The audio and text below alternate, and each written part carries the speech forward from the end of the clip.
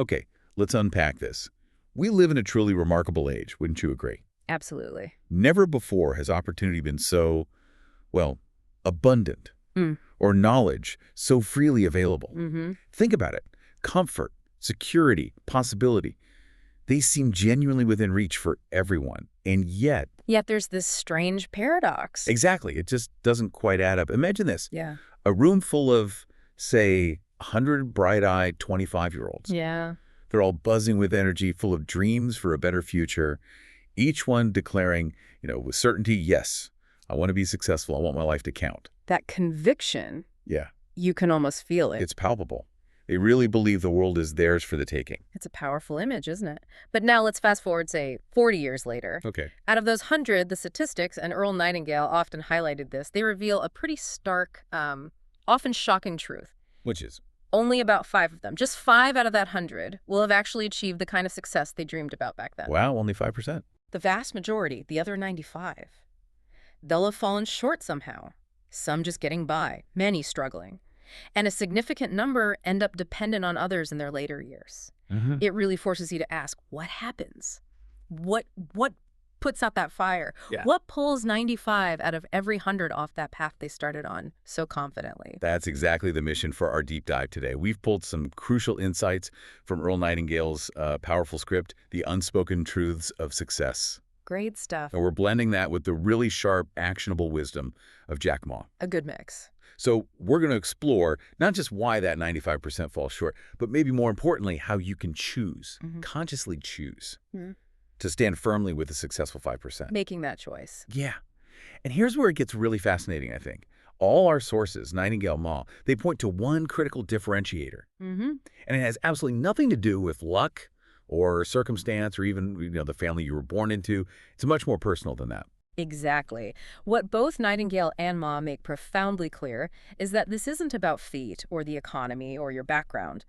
The difference, it lies simply in what Nightingale called mindset. Mindset. He put it so perfectly, we become what we think about. Simple as that. Our lives, our fortunes, our destinies, they are shaped first in the quiet workshop of our thoughts. That internal landscape. That's it. It builds our external reality.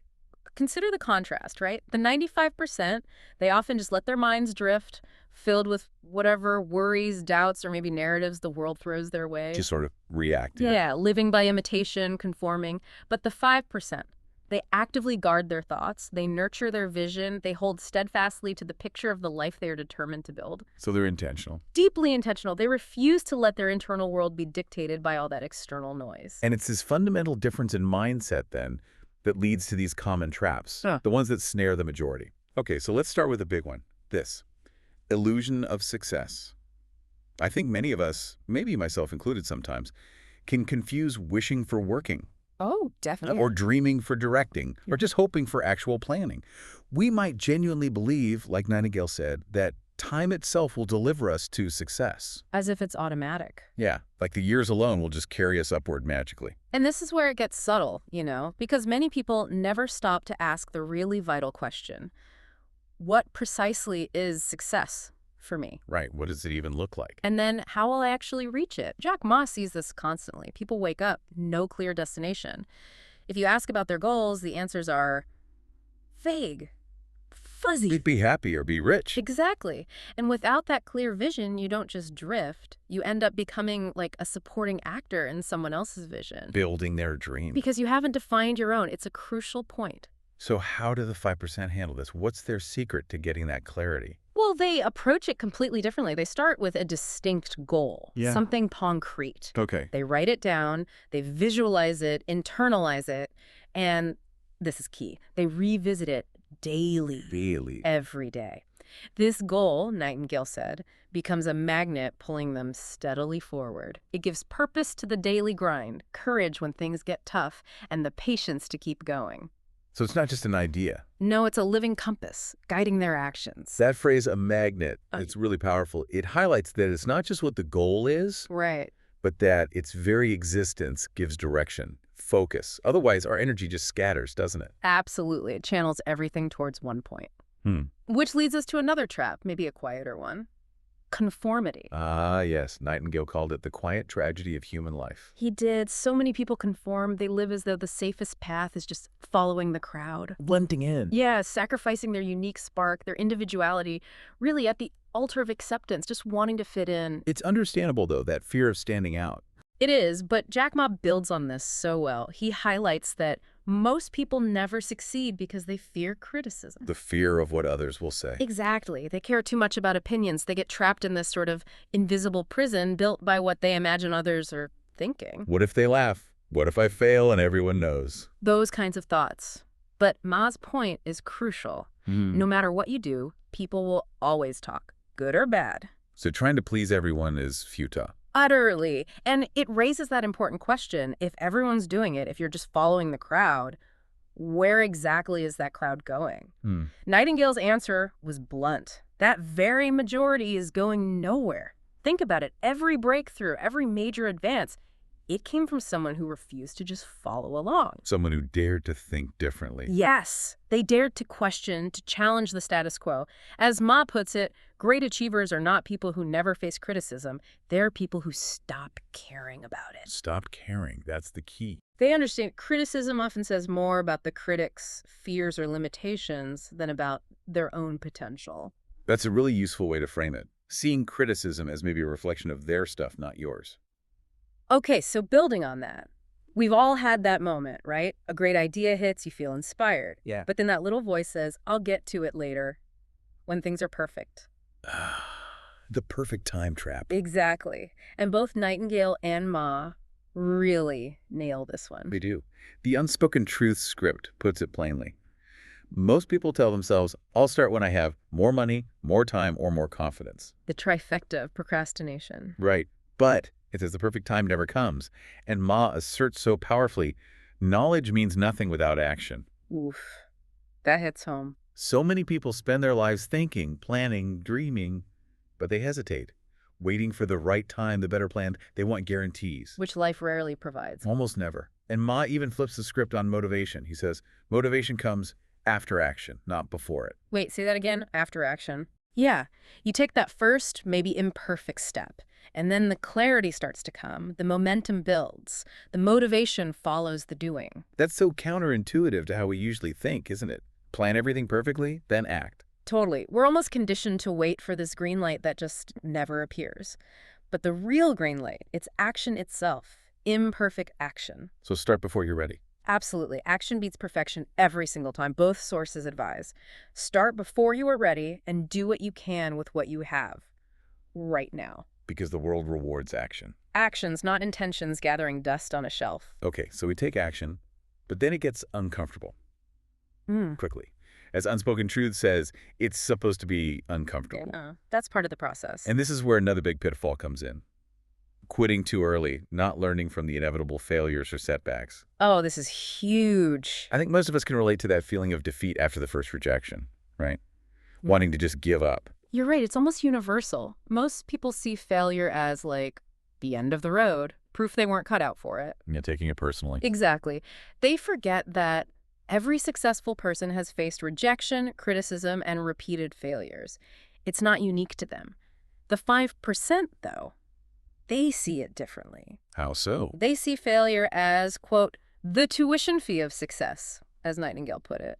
Or, in Mai's words, simply feedback. Just data. Just data, not a judgment.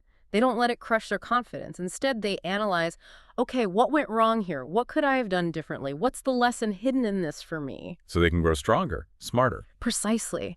Mai's insight here is profound. The only real failure is refusing to learn. As long as you're learning, even from a setback, you're actually still moving forward. That completely reframes failure, doesn't it? From a dead end to just a detour with a lesson attached. A necessary detour, often. Okay.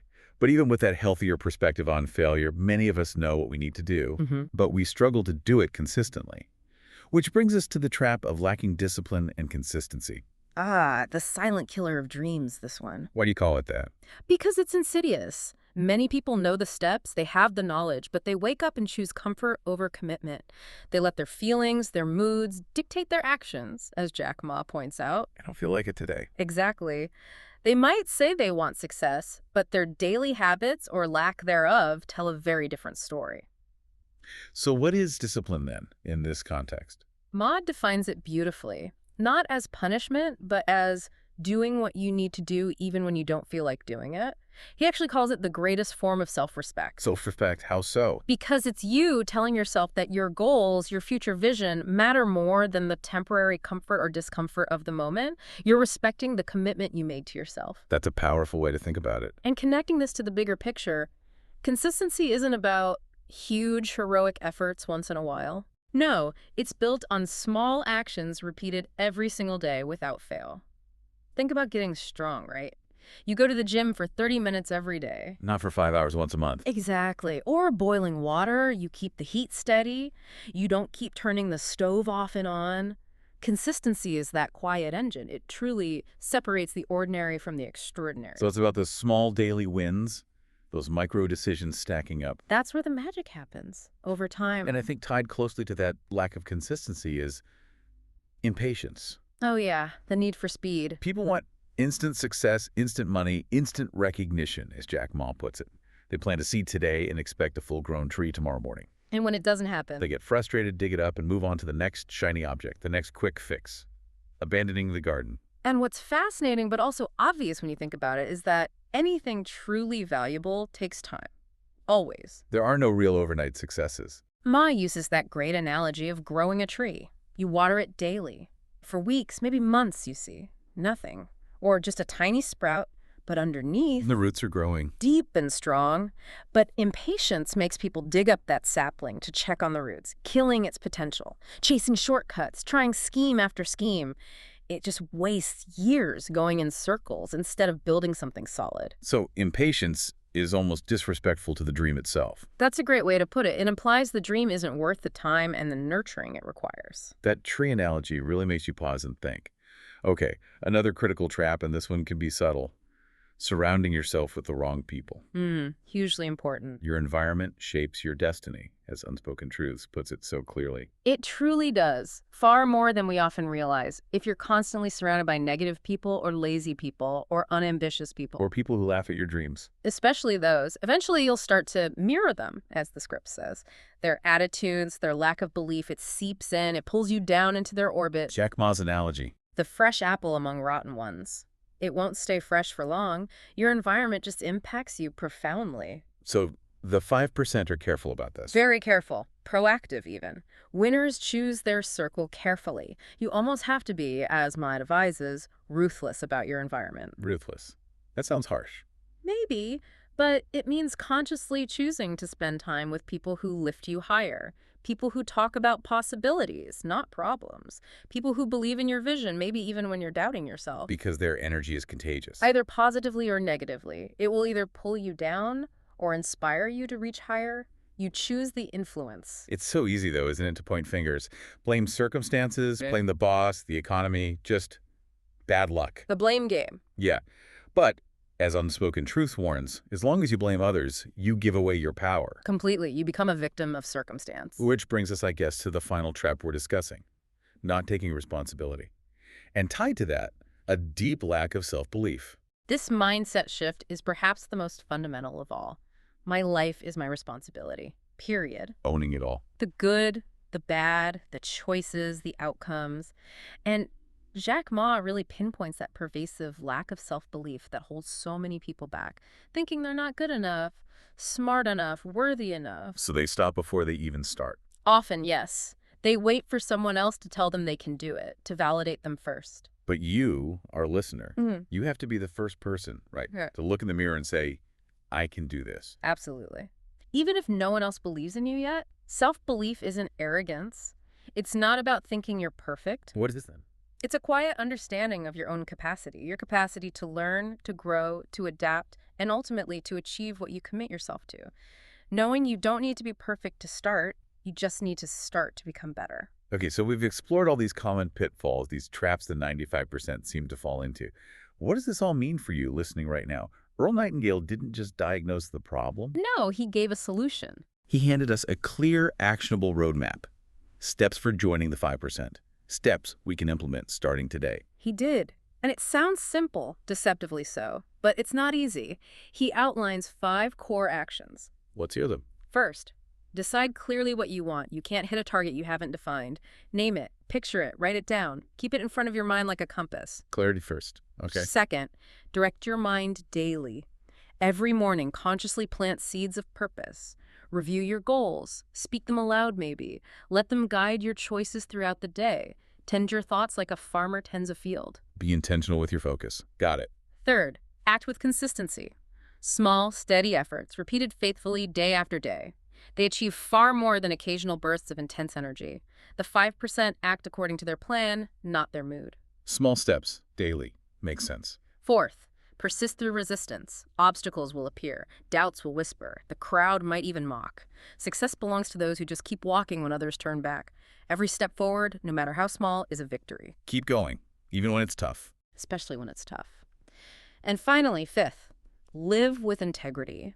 The real rewards of this path aren't just money or status, though those might come. It's the deep, unshakable peace and satisfaction that comes from living true to your purpose, true to your highest values. Living authentically. That's the ultimate prize. And here's the most empowering part of all this, I think. This path. It's not reserved for some gifted few or for people born with advantages. Not at all. It's open to anyone who dares to choose it, who dares to walk it deliberately. That choice is available to you right now. It absolutely is. So this deep dive, it's really shown us that the difference between the 95% and the 5%, it isn't really about raw intelligence or luck or external opportunity. No. It boils down to the courage to decide what you want, the discipline to act on it consistently, and the persistence to endure the challenges along the way. Beautifully put. And that choice, it belongs to you alone. No one else can make it for you. Not your parents, not your friends, not your boss. Only you. But understand this. The harvest of your life, whether it ends up being rich or poor, abundant or barren, it depends entirely upon the quality of the seeds you choose to sow in your mind. Today, tomorrow, and every single day after. So as you reflect on everything we've talked about today, what stands out to you? What about the choices you're making right now, today, that will genuinely shape who you become tomorrow? Yeah, that's the question. Will you choose the maybe easier comfort of the crowd? Or will you find the quiet courage to forge your own path towards that higher ground of achievement? The decision is right there before you. For those who dare to live deliberately, intentionally, life truly does open wide its treasures. The world will know them as the 5%.